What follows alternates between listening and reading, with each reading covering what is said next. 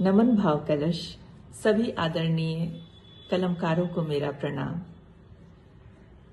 आज मैं गणतंत्र दिवस की अवसर पे अपने विचार रखूंगी। 15 अगस्त 1947 को हमारा देश स्वतंत्र हुआ था। स्वतंत्रता के तकरीबन 2.5 साल बाद संविधान का गठन हुआ था। इस गठन में जितने भी सदस्य इस कमेटी में शामिल थे वो बड़े बड़े विद्वान थे, बड़े वकील थे, बड़े जमींदार थे। जमींदारों की संख्या तो 96 सदस्य की थी। इसकी अध्यक्षता लॉर्ड सच्चिदानंद ने की थी। 1950 में 26 जनवरी को इसे पारित किया गया। पारित करते समय बाबा भीमराव अंबेडकर ने कहा था कि मैंने इसका गठन नहीं किया, मैंने इसे नहीं बनाया है, जो कि अब सर्वविदित है। स्वाभाविक है कि जब इसका गठन बड़े लोग किए तो उनके नियम भी अपनी तरह से बने। फलस्वरूप दौलत पैदा करने वाला गरीब, मजदूर, किसान वो सब पीछे छूट गए, हाशिए पे आ गए और पूंजीपतियों का नियम और संविधान बन गया। जिस प्रकार से स्वाधीनता पूर्ण नहीं है अभी तक, उसी तरह से संविधान भी पूर्ण नहीं है। संविधान तो जनता के द्वारा, जनता के लिए और जनता से ही संचालित होना चाहिए, जैसे विकसित देशों में होता है। अमेरिका, इंग्लैंड, फ्रांस, चीन, जापान में अपनी भाषा बोली जाती है, अपना माल तैयार किया जाता है और बेचा जाता है। हमारा देश बहुत सारे खनिज संपदाओं से भरे रहने के बावजूद भी, बहुत सारे अनाज और खाद्य पदार्थ को उत्पादन करने के बावजूद भी हमें दूसरे देशों को अपना लोहा या ये चीज बेचना होता है और उन लोग से आमंड और गेहूं खरीद के खाते हैं। हमारा शाही लीची मुजफ्फरपुर का बर्बाद होता है, किसान तबाह होते हैं और थाईलैंड का लीची जूस पीते हैं। ये सब क्या है? संविधान का उदासीनता ही तो है। इसीलिए आज फिर एक बार इनकलाबी हाथों की जरूरत है पूर्ण स्वाधीनता के लिए, पूर्ण संविधान का गठन के लिए।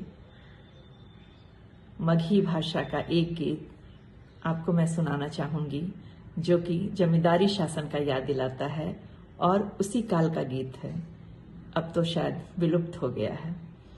गांव में मेरी बुआ गाया करती थी। मजदूर किसान औरतें जब धान रोपती थीं, तब ये गीत गाती थीं। ये गीत के माध्यम से मैं बताना चाहूंगी कि कैसा शासन था और कैसे जनता थी तबाह। ऐसन देश बना द जहां जमींदार ना रहे, जमींदार ना रहे, अत्याचार ना रहे। ऐसन देश बना द जहां जमींदार ना रहे। तोरा 100 बीघा खेत ह परीत बबुआ, तोरा 100 बीघा खेत ह परीत बबुआ। परीत खाली हमरा घर के ना ठिकाना, भूमिहीन बबुआ। हमरा घर के ना ठिकाना, भूमिहीन बबुआ। तोरा दाल भात 5 गो तरकारी बबुआ। हमरा रोटी पर के नून ना नसीब बबुआ। हमरा रोटी पर के नून ना नसीब बबुआ।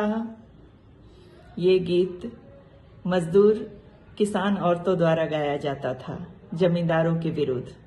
आज जमींदारी तो नहीं है, उसकी जगह नौकरशाही ने ले ली है। आज भी ये चरितार्थ होता है। भ्रष्टाचार इस कदर व्याप्त है कि इसकी सूची बहुत लंबी है। इस विषय को मैं ज्यादा नहीं खींचना चाहती हूं। और स्वामी सहजानंद सरस्वती का एक नारा, जो एक महान क्रांतिकारी और एक बुद्धिजीवी सुधार सेवक थे जो काफी पहले दिया था, जो आज भी मान्य है। और हम सबको इस विषय में सोचना चाहिए। जो अन्न वस्त्र उपजाएगा, जो अन्न वस्त्र उपजाएगा वही कानून बनाएगा, हिंदुस्तान उसी का है और वही शासन चलाएगा। जी हाँ, जनता का नियम जनता के द्वारा ही संचालित हो, ऐसी संविधान की इच्छा, विश्वास और आशा के साथ मैं गार्गी, जय हिंद। अपनी प्रतिक्रिया जरूर दें।